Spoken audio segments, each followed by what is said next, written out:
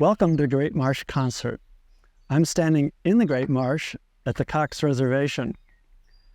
This is a celebration of the Great Marsh through music. We'll be having 3 pieces tonight, one by Robert Honstein, who a number of years ago wrote a string quartet called The Great Marsh. And it was used for a sound trail right here at the Cox Reservation several years ago and again this year. The second piece will be a world premiere by Robert Bradshaw. And the third will be a commission through Artists for the Great Marsh and the Manship Artists Residency. This piece is called Great Marsh Songs, and it was written by L.J. White. So the Artists for the Great Marsh is an initiative. It's not an organization. It has a website, it has me, but it doesn't have a budget or it's not a nonprofit. So what I needed to do to further this idea of having music as part of Artists of the Great Marsh is coordinate with an organization that was a nonprofit and that was interested in residencies, including music residencies. So Rebecca Reynolds, the head of the Manship Artists Residency in Gloucester, had very much wanted to have a series of composers come and be in residence at Manship. So we developed this project together, and Manship was a wonderful partner to work with to provide the administrative, financial, and other underpinnings that is major an undertaking as this concert required. My name is Rebecca Reynolds. I'm the Executive Director at the Manship Artists Residency in Gloucester in Lanesville, Massachusetts. We support artists in the creative spirit. We give them time and space to flourish for the benefit of our community. We long dreamed of having a residency where we would invite a composer to come and create a piece that would premiere at the Shalin Liu Performance Center in Rockport. And we're so grateful to Peter and Kate Vandermark for coming forward with this idea of having a composer create a piece, a choral piece about the Great Marsh. This concert really demonstrates the value and importance a residency can have, an artist residency on our community, on its bringing us together around a common concern and interest. Over 90 artists were involved in creating this concert tonight. All the way from the singers, the musicians, the choral directors, the librettists and composers, the videographers, photographers, sound and lighting engineers. I became aware of Robert Honstein because he had written a piece commissioned by a group called Music at Eden's Edge. And they performed the piece about 5 years ago. And I was able to use a recording of that for a sound trail here at Cox Reservation. And Robert was on the jury and helped select the composer in residence. So he was quite willing to flesh out the concert and have enough pieces to fill a concert to have his work performed again. And very fortunately, the cellist that had been with Music at Eden's Edge was available and put together the string quartet for Robert Honstein's piece, as well as the piano quintet for the next piece. I am a composer. I am also a professor at New York University. I wrote The Great Marsh in 2016. The Great Marsh was actually commissioned by an organization called Music at Eden's Edge. They commissioned me to write a piece that was somehow related to the area in the North Shore. I just sort of gravitated towards the Great Marsh after spending time coming up here and kind of tooling around, and just sort of drew me in. The first movement is called Salté. It just sort of refers to salt hay, and it kind of has a little bit of almost a folksy quality. And I was sort of imagining how in the past, salt hay was harvested, and sometimes there might have been celebrations around the harvest. The next movement is called Mud Flats, and refers to the mud flats. And really, I was just going for a very specific feeling of walking in the mud flats and having your feet sort of like just be stuck. And every step you take, you're sort of lifting your foot out of the mucky mud. So the music has this. It's just like every chord is just sort of slowly kind of pulling itself apart with each move, just as if maybe you were trying to pull your foot out of the mud. And then the third movement is called Seaside Sparrows, and as the title suggests, it's about sparrows. And it just has this very light, bird-like quality, and then a kind of little melody emerges. And the final movement is called Estuary, and it sort of refers to the fact that the whole marshland is a kind of estuary, which is a tidal area where the ocean and the freshwater meet and the tides come in and out. It's kind of just a seedbed for life in a lot of ways. The movement Estuary, I feel like it has a sort of like timeless quality of things coming in and out, and a sort of a feeling of tides ebbing and flowing. I love working with that idea of landscape, and the marsh is a pretty spectacular landscape.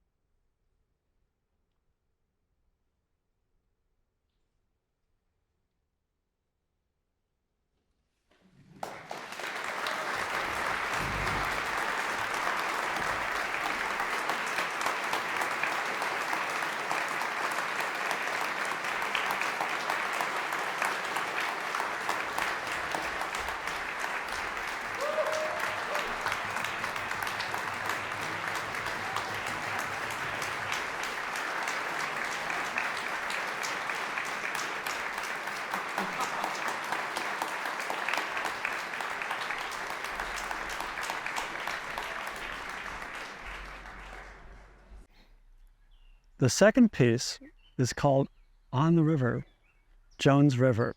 It was written by Robert Bradshaw, who's a local composer, and it lived right on a part of the Great Marsh called the Jones River. For this piece, he did video, and as you'll see, it's stunning. Each one very well represents the different parts of this piece, of which there are 4, taking place in different seasons. You've got spring, early summer, late summer, and early fall. When we started this project about the Great Marsh, the concert and the commission and all of the things that went with that, I immediately thought about writing about this, about Jones Creek. I grew up not far from here and spent every summer of my youth boating and fishing and water skiing even on these waters. It was the most natural thing that I think I've ever done. When picking something to write about, it made perfect sense to come right down here, and I did. I immediately came down and just sat in some of my favorite places just to remember and experience and enjoy being back on the creek. I love being surrounded by the water and the birds and the fish. If I were to describe what it's like to be on the creek, I would say peaceful. You can take that feeling of emotion, that expression of energy, and translate into music very easily. I spent a lot of time not just listening and being in the space, but remembering what it was like to grow up here. And those experiences very easily turned into sound for me. I document every piece that I write. I record audio, I take photographs and video. I think it's important to create the entire environment, but that's not why I use that footage or this footage in the piece. I'm surrounded by people who experience the world differently than I do. For me, it's all about the sound of the world, but for other people, it's what they see or what they touch or many other ideas. So I think that creating multimedia compositions where people can watch, listen, experience, remember, think about what's happening draws people into the experience even more.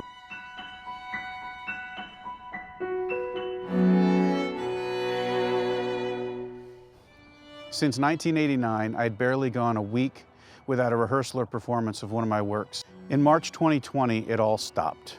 This live performance was incredibly important and special. It's not only a special place, but the people are special that were in the concert. But it also happened to be the first time I'd attended a premiere of one of my works since everything stopped in March 2020. So thank you. Thank you to everyone who participated in this project. It was a really special experience.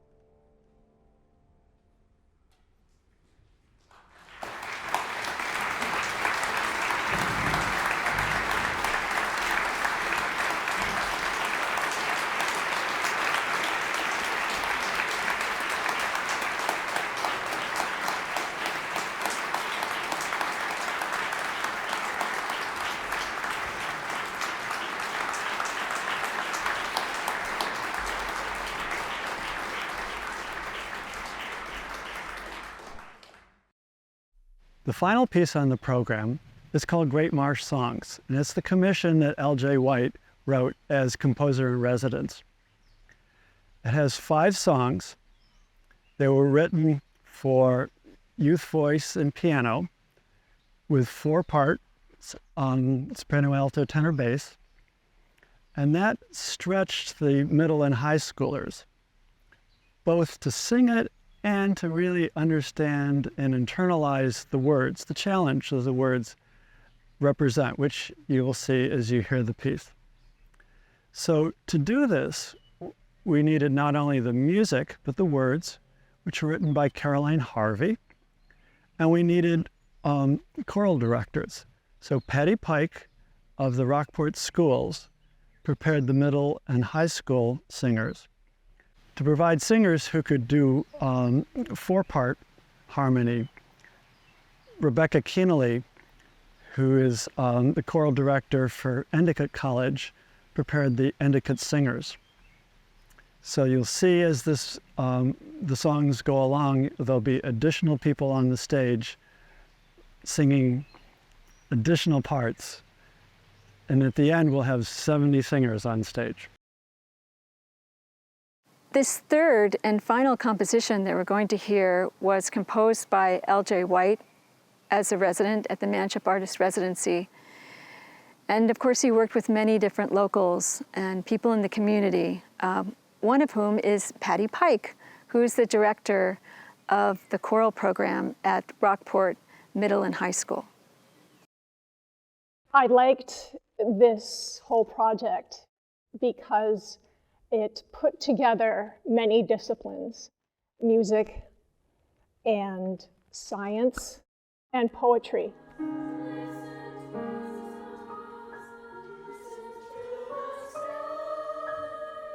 And made for a most meaningful experience for my students. My students were able to learn from a collegiate conductor, Kenneally. She's brilliant. And they also got to sing with her choristers, which was a fantastic experience to have all of these young people that came together for the goal of bringing alive the music and the concept of changing our audience, changing them so that through our music to help our audience think about how they are living their lives as far as the earth is concerned. I remember when LJ came to visit our chorus, and we were going to sing for him Patricia's Meditation. And he made a point to tell them that you, as you sing Patricia's Meditation, you are the marsh. And Patricia's Meditation goes like this. My body drifts in a pillow of tide. I am weightless and alive. Hallow grass and the salt marsh hay, ancient story in every blade. Holy water and salt and fresh merge, becomes my soul into a sailing bird. What is more real than this stillness? Flowing, flowing through my chest. I am joy and the beauty and breeze. I am the water, and the water is me. We also introduced LJ to members of the community who are closely connected to the Great Marsh. Patricia Hanlon was one of them. She wrote a book entitled Swimming to the Top of the Tide, and it inspired LJ and Caroline to create a wonderful piece called Patricia's Meditation. My husband Robert and I had been swimming the creeks and channels of the Essex River Basin. When you slip into the water, everything changes. Because you're in water, you're in a different medium, your body changes. So you feel like you belong there. And that wonderful experience of being in these lovely channels led me to write a book, which was published in June of 2021. The title was Swimming to the Top of the Tide. The title of the book refers to that moment which we didn't really know about before. When you're swimming in a tidal creek and you get to the point where the tide is no longer coming in. You're there, you're suspended in the water. It's a very contemplative experience. When we first started swimming 15 years ago, I was an environmentalist in kind of an ordinary way. I cared, but it was in my head and not in my heart. And I think that the swimming experience moved it down to my heart, because you were quite literally, in an ecosystem. When you're floating in the water gets higher and higher, and you get a different point of view on where you are. You can start to imagine, oh, so this is what might happen if the tide just kept rising and didn't go back down. We would not have a salt marsh anymore. We would have a bay. L.J. White and Caroline Harvey, they were working on a concert based on the Great Marsh, and they wanted to feature my experience of swimming in the marsh. When I went to the Shalin Liu to hear the concert, I was completely blown away. Always a little skeptical because someone's going to take your words and do something different with them.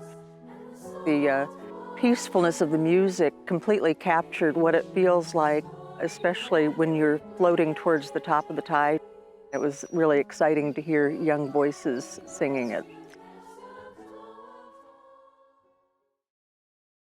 Patti Pike, who you've met, rehearsed the middle and high school students for this performance.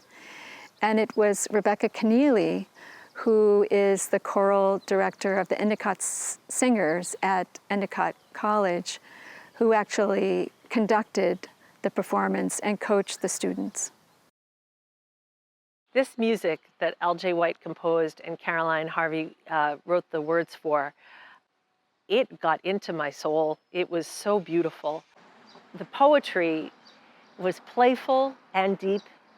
It captured the North Shore, and it told the story from within the marsh and from the perspective of the humans that maybe have made mistakes concerning the marsh and the people who care about the marsh. And then LJ just did such a phenomenal job setting that poetry, bringing it to life with music. The music had, in turn, a call to action and a meditative quality. Getting to know LJ and getting to know the music through him and with him was very rewarding. The music is musically, rhythmically, harmonically very difficult, but in the best of ways, in the ways that you have to live with it a little bit to understand it, and then it grows on you and becomes part of you. My students loved it. They're not music majors, and they don't read music as a whole. Some of them do. There are some readers in the group. For them to take on a project of this magnitude with music this challenging and to love it so much is a testament to the way the piece was composed to be both challenging and incredibly beautiful. In collaborating, I can't say enough about my colleagues. Patti Pike at the middle school and the high school, she prepared those students so well and helping them understand the magnitude of it, which was really great. And my colleague Chris Lawnsby, who is our accompanist, spent countless hours preparing recording tracks for the students to study and learn, which was really helpful for the high school students, the middle school students, and the college students, and me in practicing the conducting for this piece. Another person who was involved in this final piece is Caroline Harvey. They worked with LJ on the libretto for the Great Marsh Songs. What compelled me at the very start of the writing process for the Great Marsh Songs was the intersectional element of scholarship, activism, and advocacy present in LJ's vision for the project. We immersed ourselves in local history, sea shanties, and in the work of authors and musicians from the area, and spent the afternoon together exploring the marsh by boat. Memories and stunning experiences that built a strong friendship and collaboration. But what pushed the energy of the project for me was our shared understanding of the gravity of the endangeredness, what it means for all of us if we lose the Great Marsh and other places like it. The fortune of man, the fortune of man. I'm best when the writing is a critical conversation, and I knew these songs needed to signify the urgency and brutal beauty of great protest songs. Billie Holiday's Strange Fruit, Bob Dylan's Masters of War, even U2's Sunday Bloody Sunday. I wanted to make lyrics that would resonate with that kind of power, but still be singable, memorable, technically sound. Songs that lull you in as a listener because of the sonic beauty, and then catch you by surprise with their raw honesty and the cruciality of what is being said. When writing, I hold myself to technical craft and savvy, and balance that with a healthy respect for the mystical and intuitive nature of creativity. My pleasure in working with rhyme made a strong appearance in the Great Marsh Songs, specifically the emotional impact of different rhyme types, how the content and story can be transformed depending on whether the sound patterns create stability, ambiguity, or surprise.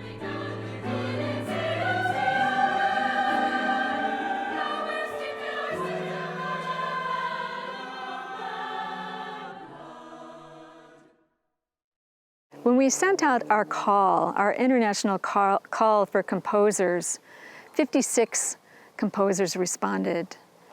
And we're so fortunate to have been able to select L.J. White among them. L.J. came here over a year, several times over a year, throughout the seasons to experience the Great Marsh. He met with locals, scientists, he attended exhibitions, events, so that he could immerse himself in the history and the nature, the extraordinary beauty of the Great Marsh. I'd like to thank Artists for the Great Marsh and the Manship Artists Residency for this amazing opportunity. It's something I love to do, to work with young musicians, young singers, and it's been an absolute pleasure to do this.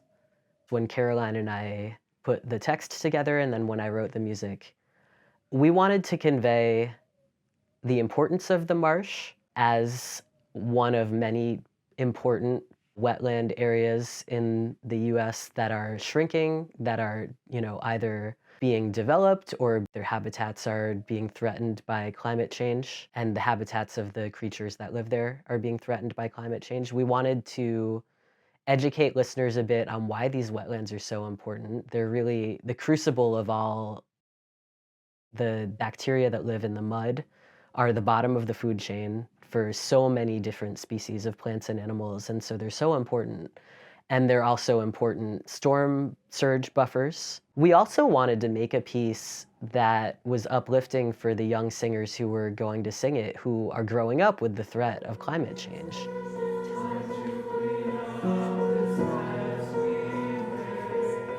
It's a bit allegorical, where the music is actually written from the perspective of these different creatures, but it's also from the perspective of young people today. You can take the meaning either way. It means both things. So we have a movement, for example, called the Salt Marshy Sparrow.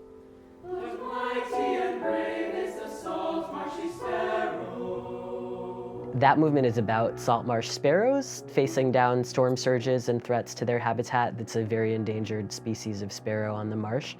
But it's also a bit about being young and growing up and finding reasons to be optimistic and active in taking control of the future.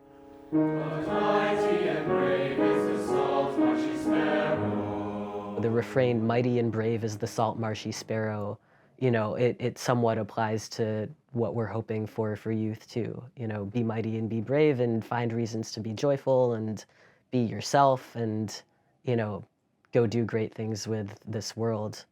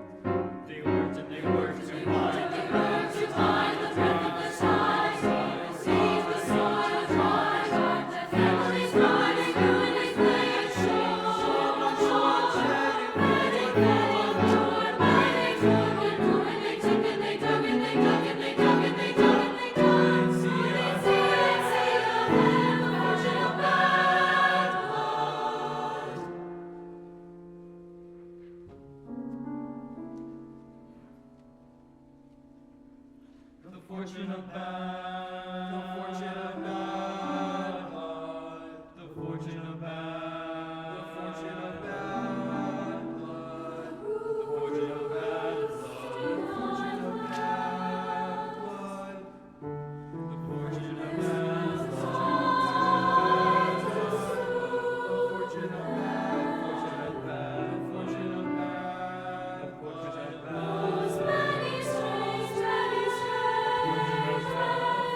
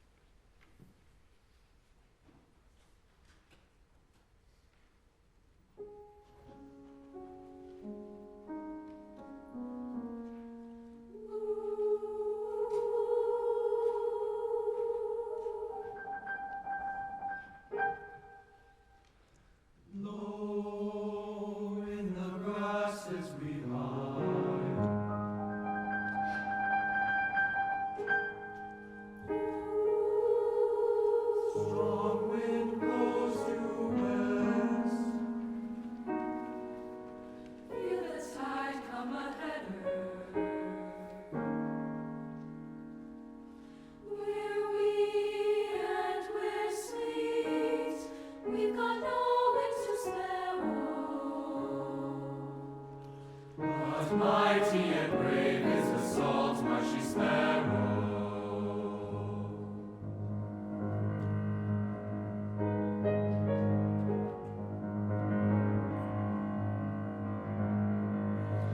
Rise full does the moon, with the glittering radiance,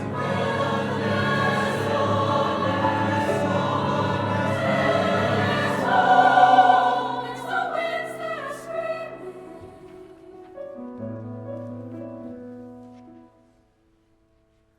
The Atlantic she hollers, calls us all to the gallows.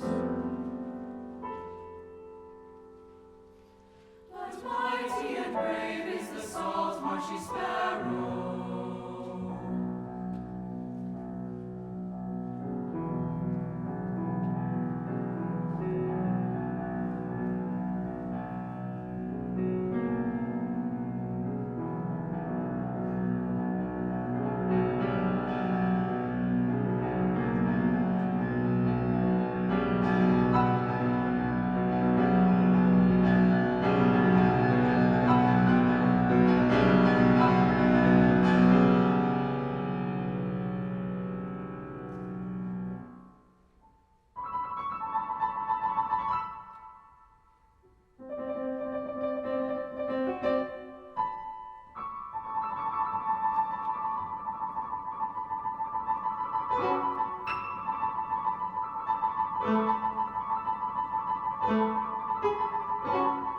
With a crown of gold, with a crown of gold, we flit and we frolic and scurry. A crown of gold, with a crown of gold.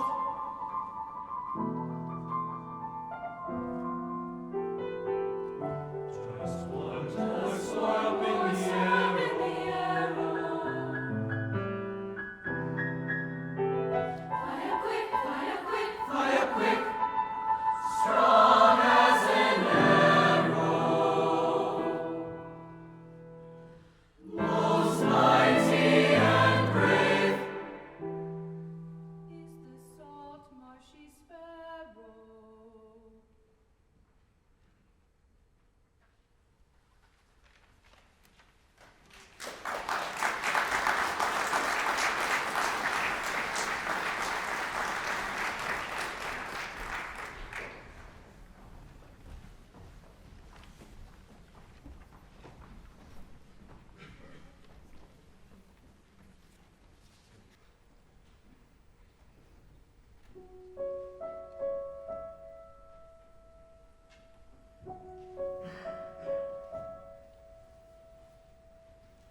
My body drifts in a pillow of tide.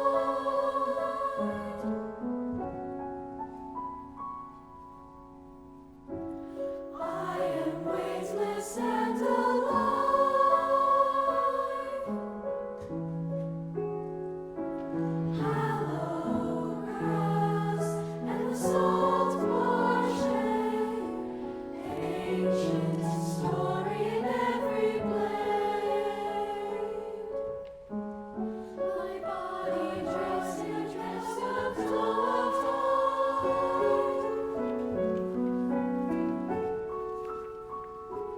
I am weightless and alive. Hello, grass, hello, salt marsh, ancient story in every blade.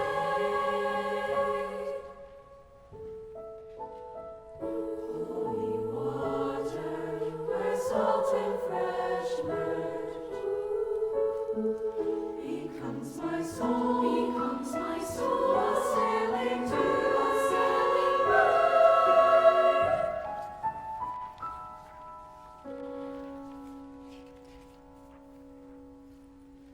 What is more real than this stillness? Flowing, flowing through my chest.